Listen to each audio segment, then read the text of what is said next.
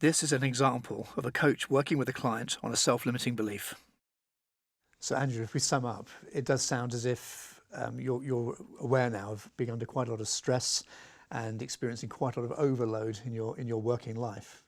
I'm just wondering what you feel is causing that. Well, I am in a situation where I'm working every single hour that I have. I'm staying late all the time. I just can't say no. So when people bring work to me, even though I know I'm overloaded already, I will say yes and then work out a way of doing it. Right, and even as you say that, I can sense a certain degree of tension and stress in your body language and your voice. But I heard you say quite clearly, I can't say no. Yeah. I'm just wondering how often you say that to yourself. Well, that's something. Okay, I've not really thought about that. On a daily basis, certainly at the moment. Basis. Yeah. Yeah. So you see, you hear yourself saying, I can't say no in one way or another on a Yes. daily basis. And how long has this been the case for you? Well, I guess I was always brought up to be nice. I was To be nice. yeah. I was, and to say yes, because if you're helpful to people, people are friendly towards you, and you're considered to be a nice person. Okay, so it's had quite a bearing really on your sort of self-image and the kind of person you take yourself to be, your sense of identity. So how long have you had this I can't say no text going on?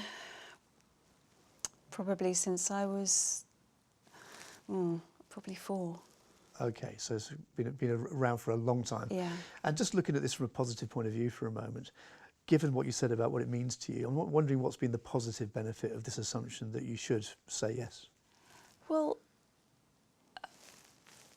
people,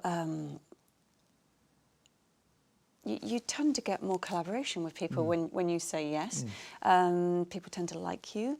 You certainly have a very good reputation in my work life for being helpful, for being the person that you can go to, and I will get things done. Yeah. So it's provided me with a lot of positives. Well, let's just recognise that, because it does sound as if it's been quite an important part of how you've developed as a person, how you've gained your reputation as a positive person. And yet there are still some limitations to this that we really ought to have a look at, which is this sense of overwhelm and overwork that you have. So you're not 4 anymore, and time has moved on, and I'm wondering what would be a more appropriate belief or assumption for you to have around when and where to say yes or no. I would certainly prefer to have a new assumption that it was actually a positive thing to say no in certain circumstances. Okay. So it's not a yes or no thing actually in absolute terms, but as I hear that, you'd like to be able to say no in certain circumstances. So what would those circumstances be? I guess when it would be in the long term, or medium or long term, whether it would be good for me and the other person. Okay. I think that would be a positive assumption for me to make, that it was good to say right. no. Let's just pause there, because it sounds, as I heard that if you were clear that that saying no was in your interests and the interests of the other person, in the short and the long term, then perhaps it might be okay for you to say no. Yes. How does that sound when you hear that back? Yeah, it sounds good, because I think short, medium and long term, I think in fact, so in any term, that as long as there were positive benefits for myself and the other person, yes. So that seems to be the key criterion, if you like, the key condition has to be there if you're going to say no. Yes. So looking into the immediate future, the near future, and when might be the next scenario that comes up where you may have to make a no decision or would like to make a no decision? I know that at the moment there are a number of projects that are pending. We are completely up to our limit in terms of what the team can take on.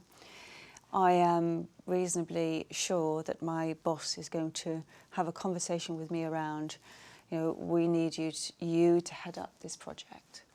And it's not possible for me to do that. So you sound emphatic, it's not possible. It's not, And what would happen, in short, medium and long term if you were to say yes to this?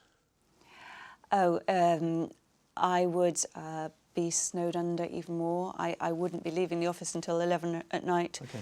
It's actually not possible, Just not possible. without a lot of risk to my health. Okay. So this sounds like a really good candidate for that legitimate no decision. Yeah. So maybe for the rest of this session, we might just think a bit about how you're going to do this, and how you're going to make that no count, and how it's going to be producing some sustainable benefits for you. Great.